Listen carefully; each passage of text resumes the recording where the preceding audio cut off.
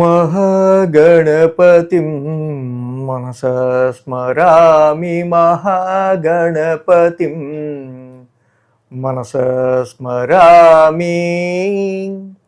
TR creations family అందరికీ నా హృదయపూర్వక ధన్యవాదాలు.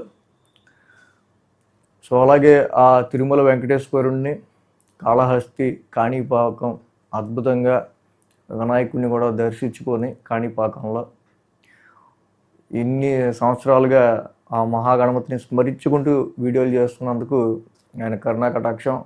కాణిపాకంలో చాలా బాగా మంచి దర్శనం జరిగింది. అలాగే కాళహస్తిలో కూడా చాలా మంచి దర్శనం జరిగింది. తిరుపతిలో కూడా మన తిరుమల శ్రీ వెంకటేశ్వర స్వామి విష్ణు దర్శనం ఈ అధిక మాసంలో చాలా బాగా జరిగింది. అది నిజంగా వాళ్ళ యొక్క ఆశీస్సులు అంత బాగా ఉన్నాయని నాకు అర్థమైంది. అంటే అంత బాగా దర్శనం జరగడం ద్వారా. అలాగే ఈ వారం మనం ద్వాదశ రాశుల వారికి సంబంధించి రాశి ఫలాలు ఏ విధంగా ఉండబోతున్నాయి ఏంటనేది చూద్దాం. జూన్ 14 నుంచి 20వ తారీఖు వరకు కూడా మెయిన్గా మనం చూస్తే కనుక ఇక్కడ మనకి రవి యొక్క స్థాన మార్పు మేజర్ కనిపిస్తుంది. రవి మిథునంలోకి మారుతున్నారు.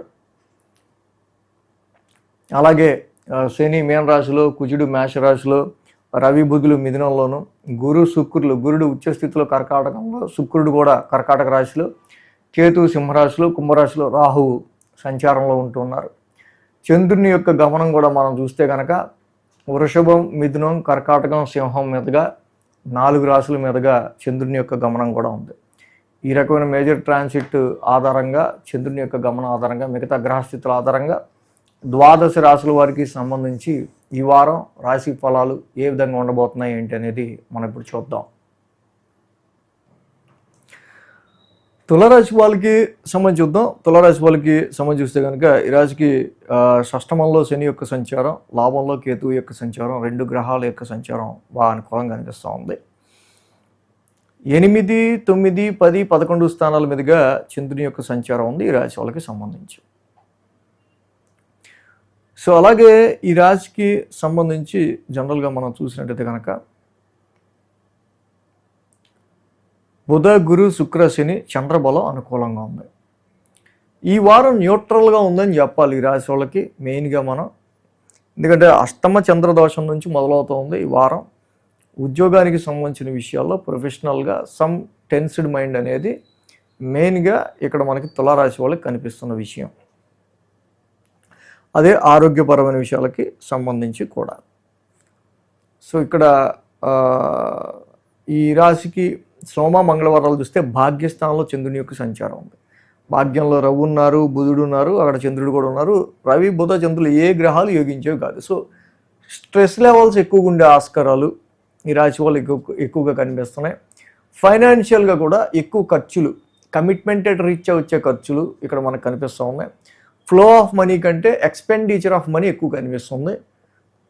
సో కాబట్టి according to plan your finance this week. బుధ, గురువారాలు చూస్తే దశమ స్థానంలో చంద్రుని యొక్క సంచారం, దశమంలో గురుడు ఉన్నాడు, శుక్రుడు ఉన్నారు. యాక్చువల్గా ఈ రాశికి గురు, శుక్రులు ఇద్దరు శుభగ్రహాలే, బట్ 10th ఉన్నారు. 10th పెద్ద దిగ్బలం ఏమి ఉండదు, డైరెక్షనల్ స్ట్రెంత్ ఏమి ఉండదు. So work motive, work progress అంతా కూడా న్యూట్రలైజ్డ్గా సోగా ఉండే ఆస్కారాలు మనకి న్యూట్రలైజ్డ్గానే కనిపిస్తూ ఉన్నాయి. అంత అద్భుతంగా మనకి ప్రొఫెషనల్లో అంత ప్రజెంట్ ఉన్న ట్రాన్సిట్లు కనిపించట్లా. సో అలాగే వారాంతానికి శుక్ర, శనివారాలు చూస్తే లాభస్థానంలో చంద్రుని యొక్క సంచారం, లాభస్థానంలో చంద్రుడు ఉన్నారు, అలాగే అక్కడ కేతువు కూడా ఉన్నారు. సో ఏదైనా కేతువులు చాలా లాంగ్ రన్గా యోగిస్తున్నారు, నేను ఎప్పటి నుంచే చెప్తున్నా తులారాశి వాళ్ళకి. బట్ ఏదైనా సరే ఇక్కడ వచ్చిన లాభానికి కూడా ఎక్సీడెడ్గా ఖర్చులే కనిపిస్తూ ఉన్నాయి ఈ వారం. సో కాబట్టి మెయిన్గా ఈ రాశి వాళ్ళకి రవి, బుధుల యొక్క భాగ్యస్థాన సంచారం 9th హౌస్లో, స్పిరిచువల్ హౌస్లో విష్ణు సహస్రనామ పారాయణం చేసుకోవడం చాలా మంచి రిజల్ట్స్ వస్తుంది. అలాగే ఇక్కడ కన్యారాశి వాళ్ళకి మెయిన్గా ఏంటంటే గురు, శుక్రుల యొక్క ట్రాన్సిట్ కూడా 10th ఉంది. అది పెద్ద ఇబ్బంది పెట్టేది ఏం కాదు. కుజుడు ఓన్ హౌస్లో ఉన్నాడు. సో పెద్ద మేజర్ ప్రాబ్లమ్స్ అని కాదు, కానీ ఖర్చులు మాత్రం కొంచెం ఎక్సీడెడ్గా మన అక్యుములేటింగ్ అంటే సంపాదించేదానికంటే కొంచెం ఖర్చులు మాత్రం ఎక్కువగా కనిపిస్తున్నాయి ఈ వారం. విష్ణు సహస్రనామం పారాయణం చేసుకోవటం తప్పకుండా వెంకటేశ్వర స్వామి దర్శనం చేసుకోవటం డైలీ ఈ రాశి వాళ్ళకి ఇంకా మంచి బెనిఫిటబుల్ రిజల్ట్స్ అనేది ఇక్కడ తులారాశి వాళ్ళకి ఇచ్చే ఆస్కారాలు మనకు కనిపిస్తూ ఉన్నాయి. ఈ వీడియో కనుక మీకు నచ్చినట్లయితే లైక్ చేయండి, షేర్ చేయండి.